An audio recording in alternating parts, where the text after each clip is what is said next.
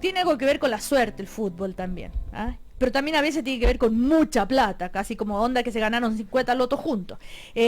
Todo esto lo digo a propósito de este libro que se llama Goles y Autogoles, Historia Política del Fútbol Chileno, donde también está metida el poder económico detrás del fútbol. Daniel Matamala es el escritor, el autor, es una reedición, como decíamos, en el 2001 salió la primera versión, pero la actualizó.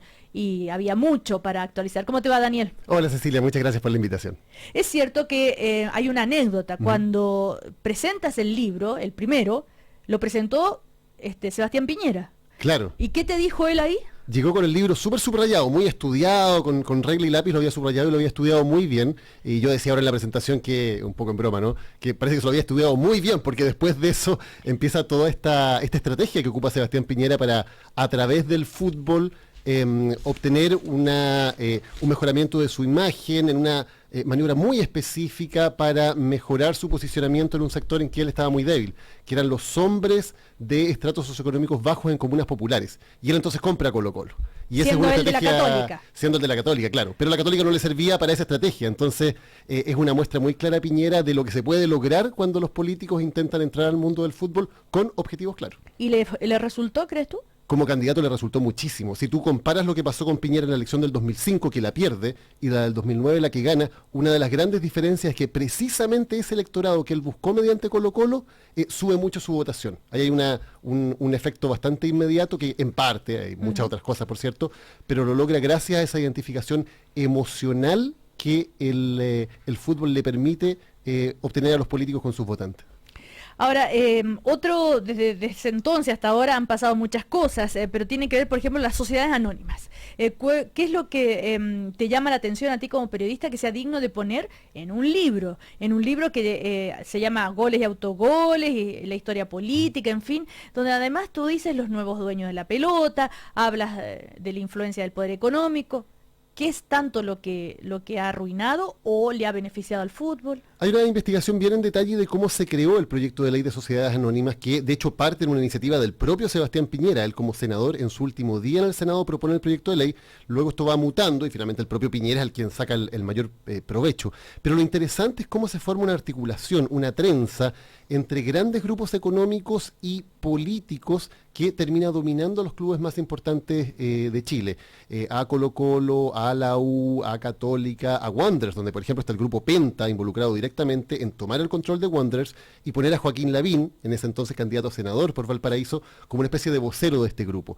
Esa articulación, esa trenza político-económica es muy interesante y el libro la describe en profundidad. Claro, porque tú dices que el fútbol empresa es la aplicación de las nuevas teorías económicas neoliberales de los Chicago Boys al ámbito del fútbol. Claro, eso es la dictadura, que es las primeras intervenciones políticas se producen en dictadura, legitimando a través del fútbol el neoliberalismo. Pero cómo evoluciona hasta lo que pasó después. Y eso lleva finalmente a que luego... ¿Se reafirma o cambia? No, se reafirma con otras herramientas, digamos, en democracia. En dictadura, obviamente, las herramientas eran mucho más brutales. Sencillamente la dictadura intervenía a los clubes, ponía militares al mando del fútbol y ya está. Ahora se hace a través del poder del dinero, básicamente, que es lo que permite, con una legislación ad hoc, permite que estos grupos empresariales vayan tomando el control de los clubes, que lo hagan con fines básicamente comunicacionales para los propios empresarios y también para políticos ligados a ellos o que tienen sus propios recursos para poder intervenir en ese mundo.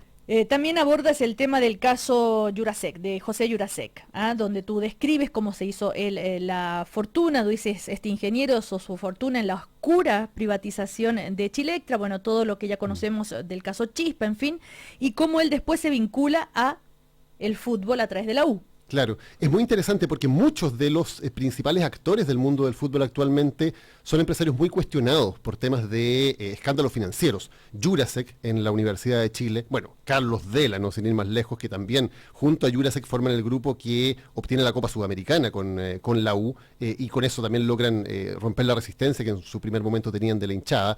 El grupo Penta, entrando directamente a Matacaballo en Wanderers en una operación político-económica, y así suman y siguen. Y luego, evidentemente, la situación de Sebastián Piñera, que logra hacerse con Colo-Colo y que comete su gran error cuando intenta como presidente hacer lo mismo que hizo como candidato, o sea, seguir usando Colo-Colo ya desde la moneda en términos políticos. Y mejor dicho, ¿por qué un error y por qué dices que usó a Colo-Colo desde la moneda? Porque en el fondo lo que hace él es, cuando asume la presidencia, decir yo voy a seguir en Colo-Colo, yo voy a seguir siendo uno de los dueños de Colo-Colo y es más, voy a poner a otro de los dueños de Colo-Colo, Gabriel Ruiz Tagle, a cargo del deporte en Chile.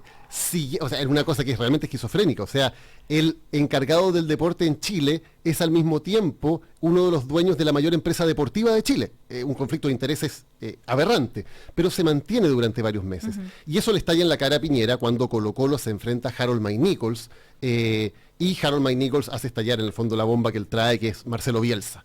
Y eso le genera un daño político tremendo al gobierno por ese error de haber mezclado poder político desde la moneda con la propiedad de un club de fútbol. Daniel Matamala conversando con nosotros a propósito de la reedición actualizada de su libro Goles y Autogoles. Bueno, sin lugar a dudas, lo más reciente es la participación de la presidenta Michelle Bachelet en la Copa América, que fue a ver todos los partidos, que se decía que la iban a abuchar, no se la nombró, ¿no es cierto?, por los altos parlantes. Ella estuvo allí, se fotografió con la selección y la selfie, y todo eso. Ahora, ¿tú también ves ahí un intento de utilización política? Sí, por supuesto. Más allá de que hay una relación sincera, Piñera es sinceramente un hincha del fútbol, Bachelet tiene una relación sincera de cercanía con la selección chilena, eso es perfectamente real. Pero evidentemente el fútbol sirve mucho y se utiliza desde todos los gobiernos de cualquier signo político para generar esa sensación emocional de identificación. Tal vez el mejor ejemplo de que en la política como en el fútbol a veces todo vale se da precisamente en la Copa América, cuando un par de días después de que Arturo Vidal protagoniza ese accidente en estado de ebriedad, la presidenta de la República y el presidente del Senado, ambos bajan a camarines, se fotografían con Vidal y luego difunden la red, lo puso el propio Patricio Walker en su Twitter. Los mismos que tenían frases muy duras sobre el tema de la ley Emilia, cómo había que tener una condena social de quienes conducían en estado de ebriedad. 2 días después, los máximos poderes del Estado, digamos, se sacan una foto con alguien que acaba de ser formalizado precisamente por eso. Y eso demuestra que la identificación es demasiado importante. Según tú, lo éticamente correcto hubiera sido no ir, no fotografiarse. O sea, yo creo que si uno tiene una postura como autoridad del Estado, sea desde el Senado, o sea desde la Presidencia de la República, sobre que hay que dar una señal social de la relevancia que tiene un delito como conducir en estado de ebriedad, creo que eso es completamente incoherente con sacarse una foto, bajar a camarines y sacarse una foto y tuitearla con una persona que ha sido formalizada precisamente por eso. Eso es una incoherencia total. ¿Se la sacó la presidenta o él? Se la sacan los tres. Y el que lo sube, está el presidente del Senado, está Arturo Vidal y está la presidenta de la República. Y el presidente del Senado lo sube él a su Twitter. Ok. Daniel Matamala, al último, en el epílogo, es bien interesante cuando tú das cuenta de este estudio realizado especialmente para esta investigación de Plaza Pública CADEM y de cómo la gente identifica a los distintos personalidades políticas con el fútbol o a personalidades del fútbol con la política. ¿Qué resultados te llamaron más la atención? Es interesante porque quisimos darle una encuesta, digamos, especial para ver que había una identificación entre política y deporte muy clara. Por ejemplo, la gente identifica claramente a Marcelo Bielsa como alguien de izquierda, o a Carlos Caselli, o al otro lado, curiosamente, Manuel Pellegrini como alguien de derecha, pese a que él no es una persona que tenga demasiada intervención política, o Arturo Vidal, que tampoco es precisamente alguien que intervenga mucho en política, se le identifica como más proclive a la izquierda, probablemente porque hay una identificación personal con Michelle Bachelet. Y al revés también, la gente identifica a expresidentes con clubes de fútbol, o sea, hay una identificación de clubes con políticos, pero también de deportistas con determinados segmentos de ideológicos o de pensamiento político. Ahora, el más identificado con un equipo es Pinochet. Sí, claro, con Colo-Colo, porque además está todo este tema que es parte realidad y parte mito de Pinochet con Colo-Colo y con el Estadio Monumental, que también está explicado en detalle en el libro. Bueno, pero ¿le regaló o no el Monumental a Colo-Colo, Pinochet?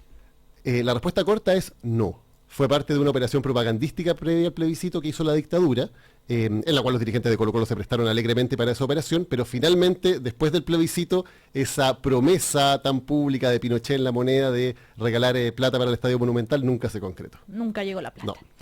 Daniel, muchísimas gracias por conversar con nosotros. Daniel Matamala, autor de Goles y Autogoles, Historia Política del Fútbol Chileno.